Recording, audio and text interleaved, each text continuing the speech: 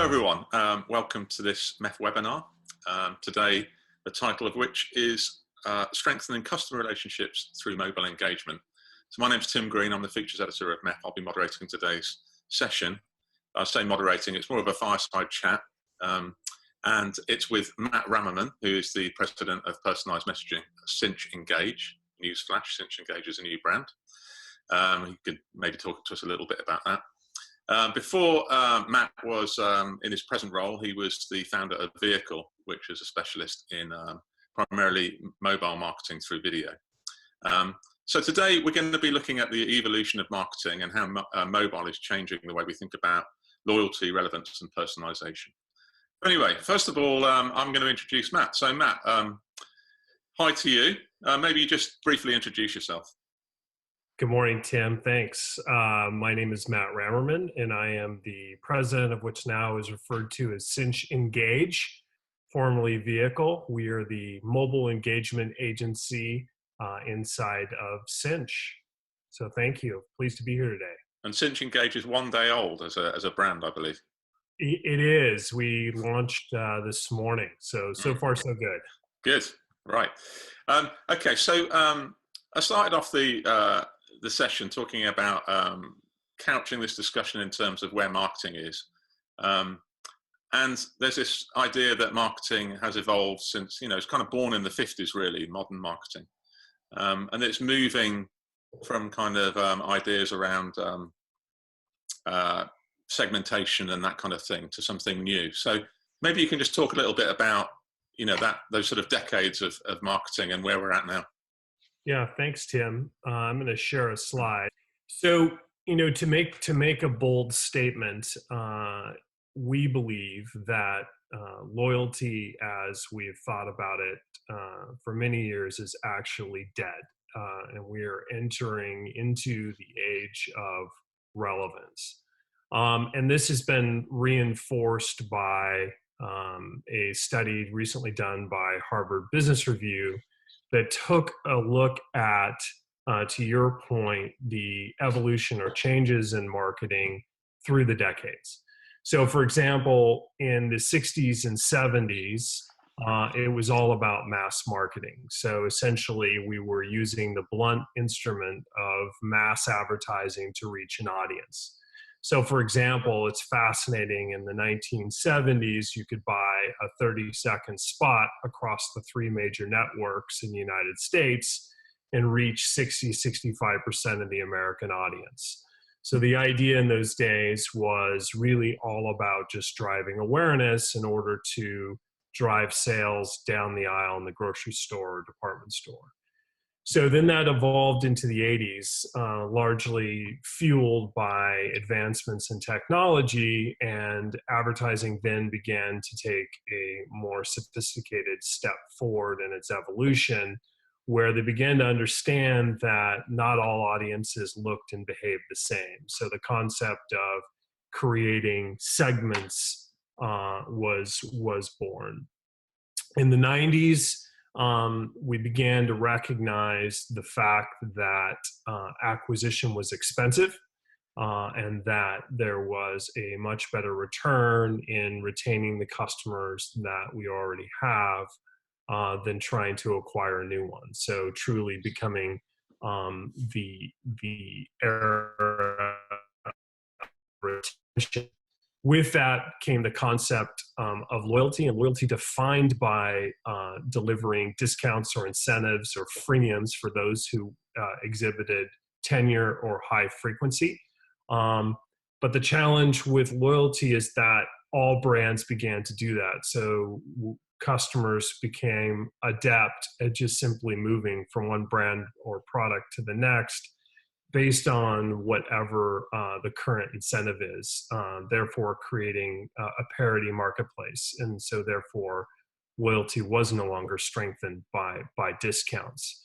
So what Harvard Business Review is suggesting, and certainly what we're seeing in the marketplace, is that true customer retention, true loyalty, strengthening of relationships has much more to do with the overall customer experience, is defined by making connections with customers through much more relevant and personalized communications and services. So today, we are in the era of truly strengthening customer relationships entirely through relevance. Okay. So, I mean, it's quite a strong statement to say that loyalty is dead. I mean, what's what's wrong with a brand, having a loyalty scheme and offering discounts? You sort of touched on it just now, but maybe you can just drill down a little bit more in the sort of inadequacies of that approach alone.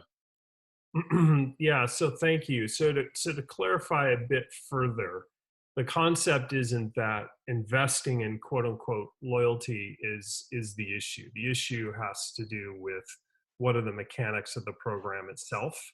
And so what we would suggest is that it doesn't need to entirely depend on the discount or the freemium offer, that you can achieve much more powerful results by focusing in on the concept that not all consumers are going to want to buy the same things in the same way every time. So this drives a need to try to look at how do we provide options through personalization, through unique experiences and services that do directly address those customer needs and interests. And then ultimately that concept of relevance will lead to much greater connection and strengthening of the relationship with the brand. So not to use an overly commented example, but frankly, the iPhone continues to provide us, I think, with one of the best case studies in the marketplace around how to take a mass market product globally and sell it at a significant premium over anything else in the marketplace. And the reality is, beyond just a great product, Apple delivers a flawless experience end to end. And in my opinion, in our opinion, that continues to prove the fact that customers will pay a premium for things that are superior in quality, superior in experiences. So the idea of buying people's loyalty, essentially, do you that's kind of clearly over as a sort of singular approach to loyalty? Do you think is there a psychological dimension to this, in the sense that customers kind of have seen through that now because they're just more sophisticated than they were, or is it entirely to do with the technological choices available to them in terms of having a device on them at all times or whatever? Yeah, I think clearly distribution and access is improved, but I would also say, back to your comment about it being psychological, clearly we're conditioned, right? So we know we need to look for that, and then we expect that incentive and discount on a purchase, frankly, we were probably already going to make. So I would argue, I'm not sure that discount is necessarily improving my loyalty, but probably just eroding our average revenue per customer as a result. And it's a tough situation for enterprise. I'm certainly not here saying that these are easy decisions to make, because there will be an evolution and a transition away from the discount to start to look at what is my customer journey look like. Where are the opportunities for us to deliver an extraordinary experience within that journey that's going to be able to offset what's been our dependence on the discount? And that's not an easy process, but it's an achievable one. So in the slide that you just presented to us, you showed that you referenced the fact that there used to be a time when there were, small number of TV channels, you do a slot, reach everybody, small number of supermarkets. We don't live in that world anymore. So what have been the technological and societal changes that have brought us to an age of relevance and sort of diminished the age of loyalty? Mm-hmm. Well, certainly on the technology side, all things are leading to this end. And the good news for enterprise is that there are technologies available to achieve delivering both relevance and personalization, and especially through the communications channels that we're talking about. But I think your other part of the question is what brought us here has just been the unbelievable fragmentation of channels and points of intersection in the digital age with customers. That that same audience, if you and I went and bought those same spots, those 30-second spots on the major networks, we're going to only reach a fraction of that audience. And for us to want to try to reach a 65% reach in the US would be a tremendous media buy across numerous channels, social, broadcast, mobile, in order to reach that same audience. Obviously, this is a trend you spotted when you founded Vehicle. Maybe could you tell us a little bit about what led you to do that and what you were trying to achieve there? Yeah, thank you. So when we founded Vehicle in 2010, now Sinch Engage, got to get my message out there. So the idea was we had, like the rest of the world, we're observing this massive paradigm shift of consumers' connection with digital content shifting from desktop to mobile. And at the same time, recognizing that there weren't good tools available for marketers to make a connection with their customer. And so we began to study mobile and customers' engagement with mobile, and began to think about what would it mean to derive a superior experience on a mobile device. And we came back with three conclusions, one of which was when it came to engaging on mobile, the options, in our opinion, were somewhat limited, meaning particularly in 2010, brands were moving pretty aggressively towards developing their app. However, the challenge was that consumers weren't terribly keen on downloading the latest app from the latest brand. And if they did, likely they were going to disable it after a very short period of time. The other option in those days was essentially email. And in our opinion, the email inbox is awfully crowded, hard to get a lot of attention in that space. And particularly when you try to engage or read email on a small screen, that was quite difficult. So conclusion one was no apps. We needed to find an alternative to email. And so we landed on the messaging channel as the place where we felt we could drive the highest engagement.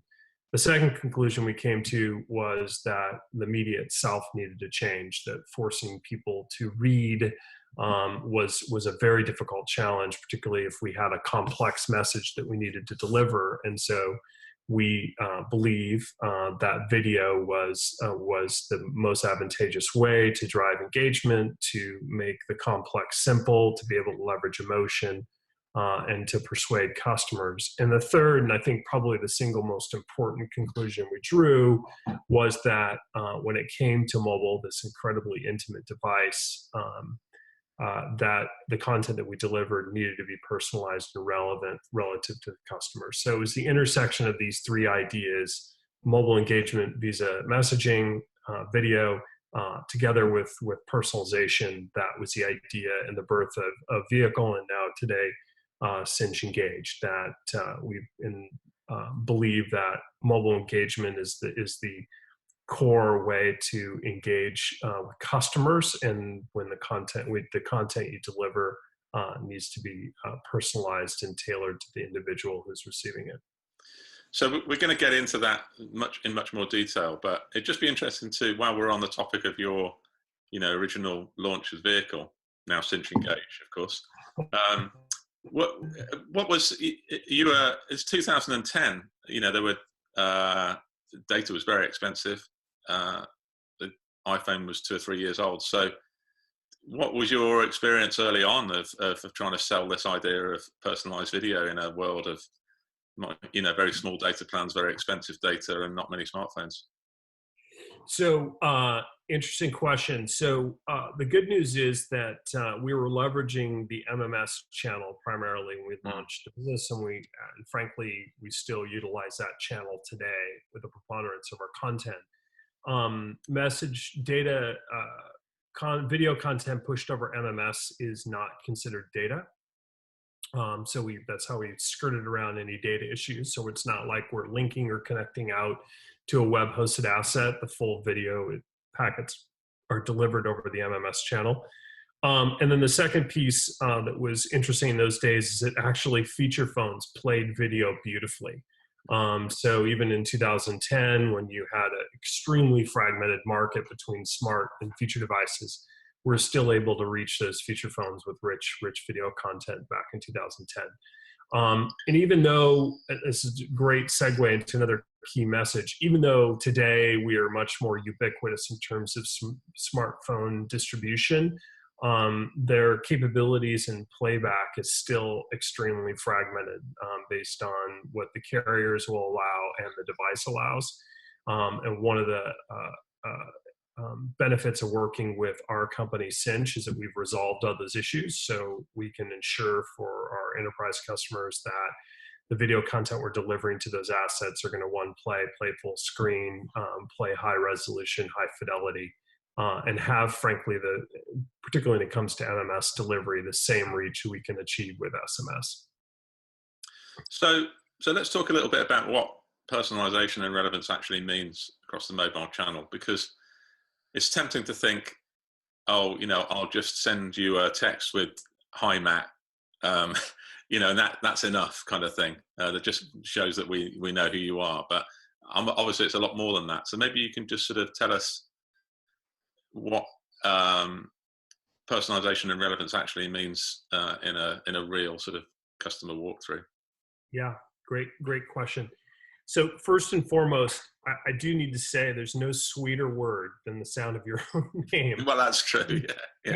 And as trite as it might seem sitting here with our lovely fireside chat, it's a fact. It is still such an incredible point of engagement that I don't want to underscore how important that is. But to your point, Tim, it doesn't just stop there. Not to get overly academic around the subject of personalization, but there are essentially two parts to personalize engaged content. One is in the explicit side, and that's the area that we work probably the most with our clients. So explicit meaning, I know your name is Tim. I know that you perhaps buy these certain types of products and therefore have certain kinds of preferences, or perhaps Tim has indicated interests in certain products and or services. So the things I'm communicating to you are known explicitly from the database. And that, frankly, gets the communication an awful long way to do some very basic segmentation and make some very basic inferences based on very explicit signals that I'm getting from Tim in the database. Where things get really interesting is when we start to mix the explicit with the implicit, and we actually start to draw greater inferences from either Tim's purchase behaviors or, frankly, how Tim's using our services in order to fuel the personalization. So, for example, with many of our clients, we're running all of the customer segments through a churn propensity analysis.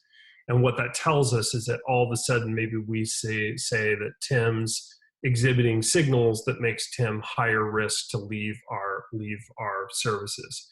And in which case, if we're sending an offer or presenting a new product, perhaps we might price that in a certain way to drive a slight more incentive to Tim to purchase, as opposed to perhaps we run Tim through that same propensity model and determine that Tim is not high risk for churn, and perhaps then the offer of the service is crafted in some different way. So we can run Tim through various propensity for churn risk, but also propensity to purchase. And that could tell us a lot about how we might want to customize that offer to you. Where does this data come from? Is it like the enterprise's own data, or is there a opportunity to bring in other kinds of data, maybe location data, which the brand won't have, but the operator will? And location's a real hot topic right now, at least in the U.S. market. But yeah, absolutely. So there's there's lots of approaches here. It all does have to start with the brand or enterprise's own data set. That data set can be, it's one of the services we can provide, so we can run that data set through our own models to help with, particularly on the inferred side, some of the propensity models we've developed, so we can help augment or bring some new insights to that existing data. We could augment that data set with third-party data, which is also very interesting. So maybe we find out that that Tim happens to be a football fan, and so we want to somehow in the video experience make a nod towards your sports enthusiasm and interests, as a way to make the experience more relevant. Well, I am a very big football fan. Thank you for asking. Okay. But not American football. So what about messaging? What part does this play in the relevance age? I think I believe you have some examples that you can share with us. So this first example is for a wireless carrier, and this example represents just and it's a classic strategy in CRM, which is onboarding. So the concept is, this is a brand new customer who's just recently signed up for the service, in this case, wireless services. And the objective is, a warm greeting and welcome to the services, and an acknowledgement of what this particular subscriber may have signed up for, and then just some basic orientation around next steps. So this is a great example of what you and I were just talking about, Tim, of living in the explicit. So we know who the customer is, we know what their particular rate plan is, and then we know what they may have or have signed up for after activation. And then that enables us on the vehicle side, as we get those signals into our, Sinch Engage, signals into our platform, how to tailor then the video experience for this particular subscriber. So this case, this is a US-based delivery. So this was delivered direct to the handset over MMS. However, this could have been delivered over WhatsApp. This could have been delivered over just purely SMS with a link to a web-hosted asset. This could have been delivered over RCS in a chat session. So there's multiple ways to get this content directly to the handset. However, in this particular example, this is MMS delivery. So I'll play this for you. Okay. Hi, John. Thank you for choosing Cricut, and welcome to our nationwide 4G LTE network. Here's a quick review of your new account and some tips on how to get the most of your wireless service. You're currently on the $40 a month plan with 4 gigs of high-speed data and nationwide talk and text. And it's really simple to manage your account with the My Cricut app already installed on your phone. Okay, that takes care of the account stuff. Here's some ways Cricut helps you save. You could save $60 a year by enrolling your account in AutoPay. Also, remember to use Wi-Fi to save on high-speed data. The points you're earning as a Cricut Rewards member can be redeemed for gift cards, free stuff, and more. Lastly, you can avoid paying full replacement costs for a lost, damaged, or stolen phone by enrolling your phone in Cricut Protect. We're working hard to give you something to smile about. Tap the link and protect your phone today. Thanks again, and welcome to the Cricut Nation. So if I can keep going, I'll just do 2 more quick examples. So this next one is around upsell. So this is around revenue enhancement.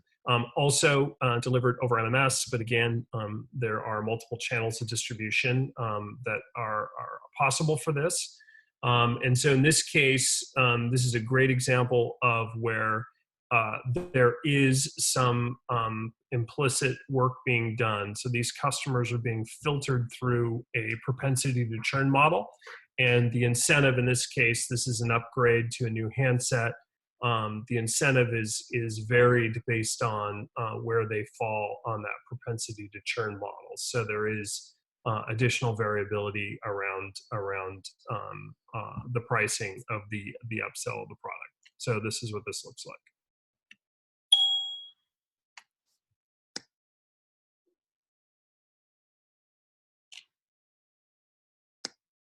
Hey, John. Cloak is here to help you beat the heat with hot new styles from Columbia. Come in today and get 20% off Columbia shorts and swimwear for men. Summer in style with clothes made well. So I was surprised that wasn't the example I thought, so I apologize. And this particular example still stands. This is upsell, so I was correct about that. And this is also this was done based on cart abandonment. So in this case, this person had been looking at this particular garment in their cart. They had not purchased. They were part of the mobile loyalty program, so we're able to showcase the product they've been looking at over personalized MMS. We linked them both to a store that was close to them in their area. So based on the zip code of their registration, we're able to tie them back to the store closest to them, showcase the product they've been looking at, and then also provide the option for direct purchase online. So apologize for getting that one wrong. The last example I'll share is our platform has the ability to deliver both personalized video, but also dynamic rich media content. So we get involved with a lot of enterprises that are currently using SMS for things like flight notifications. And what we can do on our platform is ingest the same notification data, so in this case 160 characters of text, but then represent that back using dynamic rich media. So this SMS now has been delivered as what we refer to as a dynamic rich media asset. This is a great example, Tim, of appending that original metadata with third-party data. So in the original metadata, we knew the flight and its destination, the time it was leaving. And so what we've done is take the weather in the destination location and now append that SMS with the weather information and now enhancing it. And that's something we've done on our platform. So that, what channel is that rich media going over?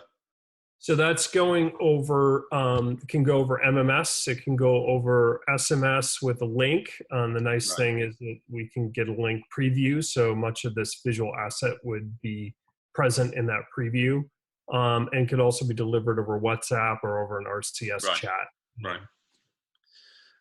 What kind of results are you getting? Because I'm assuming that you could replicate broadly some of the messaging here on email, for example. So have you got any evidence of the results compared with channels like that?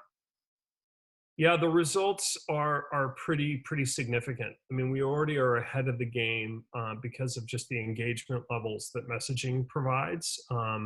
It's been very well documented that messaging still remains the king of engagement with almost 90+% open or engagement rates. But then you couple that with personalization, and for brands, we've achieved on just the pure loyalty measurement side, and as most CRM organizations, they look at reduction in churn as being their primary metric around retention.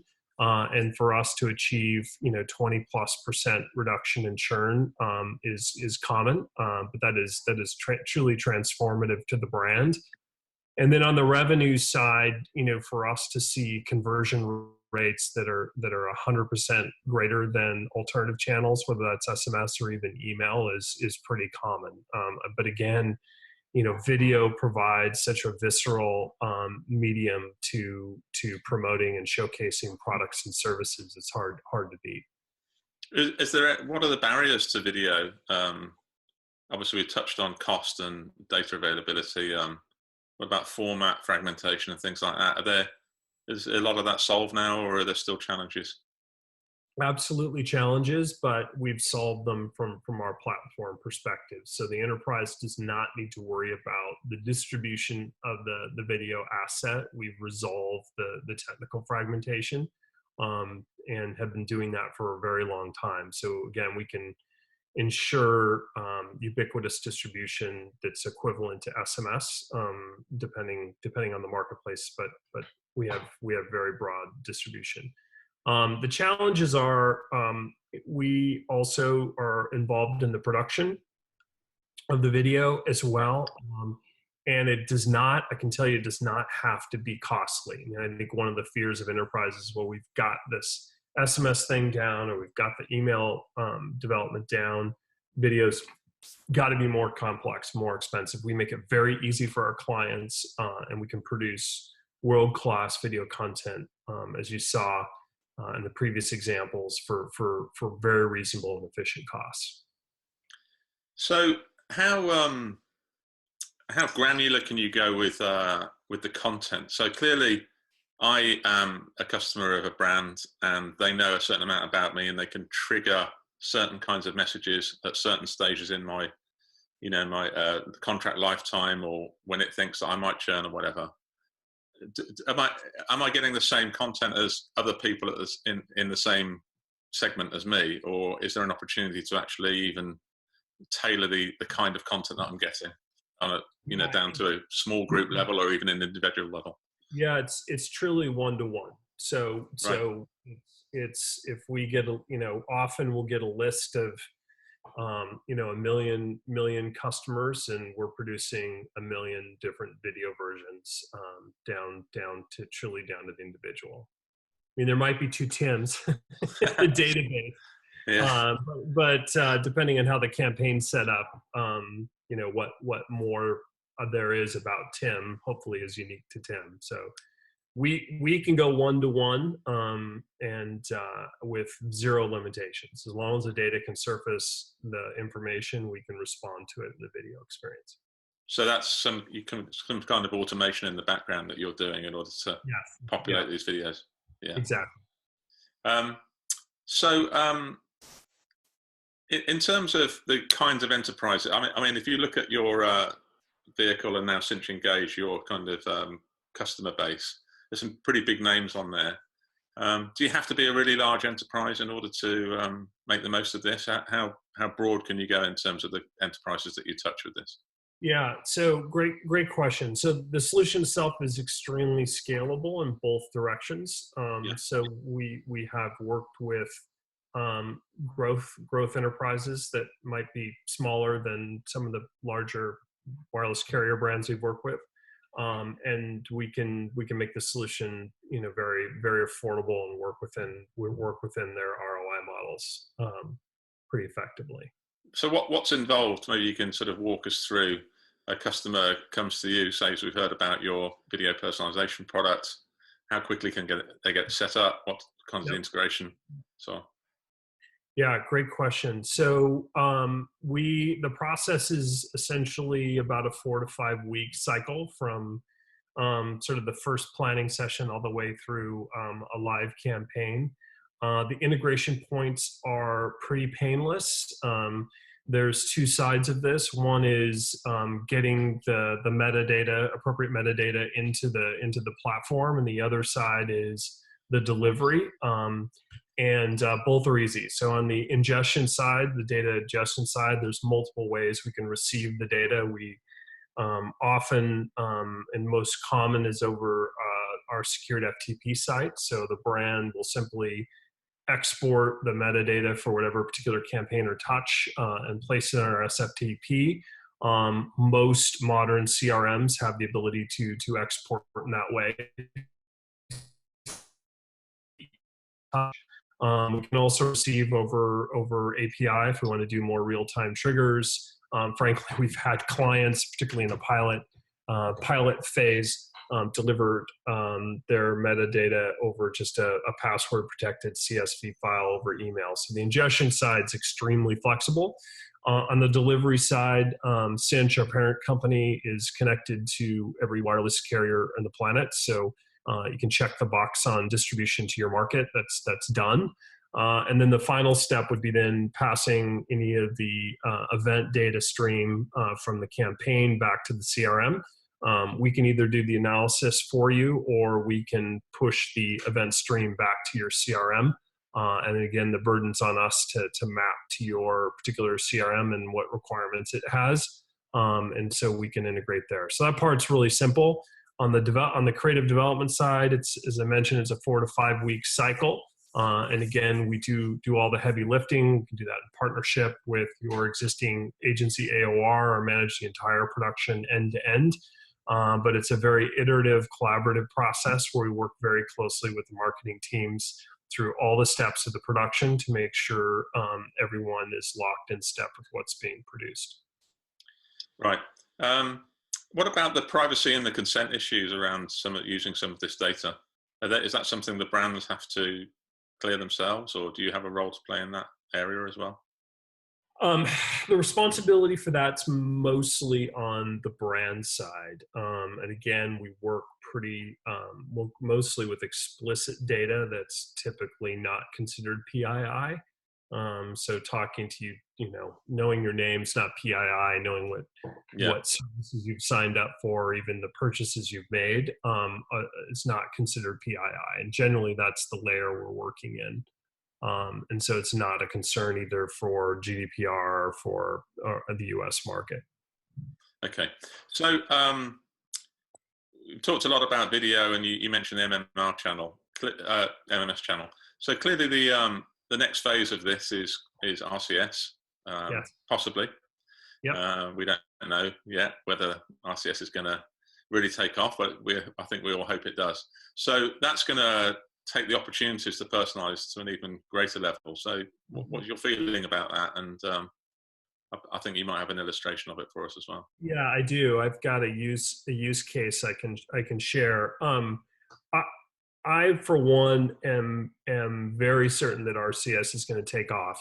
So I'm going to move from hope to a higher degree of certainty. It is the absolutely the next, in my opinion, the next important evolution of messaging. And frankly, I think that all sides of the ecosystem have to have it in order to survive. And clearly, customers, consumers on a peer-to-peer level have more than indicated that messaging is their preferred means of interacting not only with their friends and family, but also with enterprise. I just came back from a family vacation in Legoland in California, and I was absolutely blown away. Signage all across Legoland Park, basically saying any question, any need, any request you have, text it, including if you were in a restaurant and you wanted to order drink and food service, they wanted you to text in your request. And it was an awesome enhancement to the overall guest experience, which continues to reinforce that consumers are speaking loudly that this is their preferred way to integrate, whether you're sitting in a resort or you're communicating with the brand. So I frankly think it has to happen to the next level. So I'll stop preaching and start sharing here, but firmly believe it's going to happen. The question here is around personalization and how that might enhance an RCS event. And so for those of you who are not familiar with RCS is going to be the next evolution of the carrier-managed native messaging. And RCS, particularly on an application-to-peer or from an enterprise-to-peer basis, provides a really dramatic enhancement to the overall experience. Clearly, we'll continue to be able to push content. So customers of ours that have opted in to receive messages from our platform will continue to be able to push content to their devices. However, what's really compelling about RCS is the ability for the customers to proactively engage or open up a chat session with a brand of their choice. And so the emulation experience I'm going to share with you here is just that. A customer in this case is going to proactively open up a chat session with their brand. In this case, it's Mobilitia, which is a fictitious wireless carrier. And as you'll see, they're going to go through an experience with that carrier where they're going to check on their data plan. They're going to note that there's a problem, they're using too much data, and they're going to make some modifications to their account. And as you'll see, there's opportunities throughout this experience to deliver dynamic or rich content, in which case our platform then responds to each of the actions the subscriber is taking by delivering dynamic content. So this is what this looks like.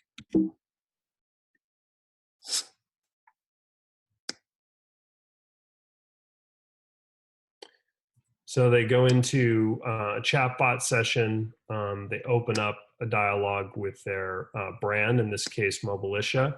And then we present through this two-way correspondence. We provide the ability for them to check on their data plan. In their case, they note they're over in data.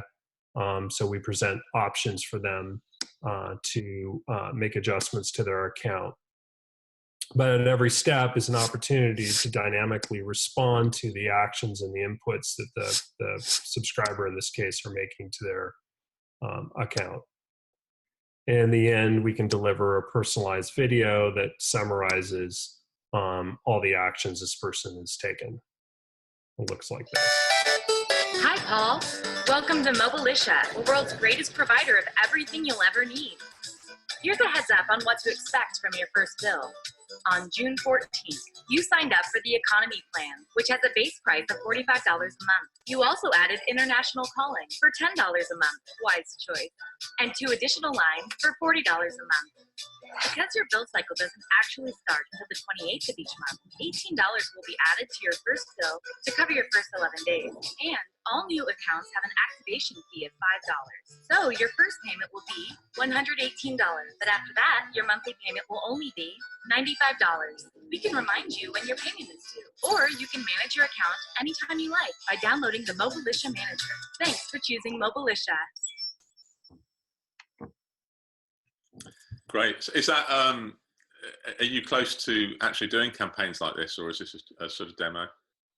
No, we are ready today to deliver. In fact, we're launching chatbots for enterprises all over the world in RCS today. So back to my original point that, RCS, yes, it's still a bit of a fragmented market in some cases, but it's definitely being rapidly deployed both across carrier side and OEM side to enable these interactions. And we're deploying these today. Okay, well, we've only got a couple of minutes left, but just some quick fire answers to some of the audience questions. People wanted to know about how big the files are when you're sending videos, presumably across MMS, but maybe across other channels. What kind of file sizes are you dealing with? Yeah, that's a great question. That's also part of our job. So depending on the channel of deployment, we're transcoding or adapting the content down to whatever the maximum file size is for the channel we're delivering or the handset that we're delivering to. So we actually, not to get too academic about this, but we actually start with high resolution, high def source files. And then depending on channel of delivery or the capabilities of the target handset we're delivering to, we're transcoding or adapting the content down for maximum playback. So entirely managed on our end. That's part of our service. And can you handle previously created video, or does everything have to be created by yourselves? So if a brand has an existing video that they want to use. Yeah, absolutely. So we're happy to deploy and push existing content or adapt existing content or whatever. Absolutely. Good question. Yeah. Okay. All right. Well, it's been an amazing conversation. It's such an interesting area, and it's obviously interesting to see, to talk to somebody who's actually already doing this stuff rather than just projecting forward to the future, and to see some of the results that you're achieving as well. So thank you very much for your time today. And I will just remind the audience to look out for their emails and and see any links to the blog post, and also to where this video is going to be available in future, so that they can share if they want to. So Thanks, again, Tim. thank you very much for joining us, Matt. Thanks, Tim. Appreciate it. Have a wonderful evening. Good. And thank you for watching, and we'll see you next time. Bye-bye.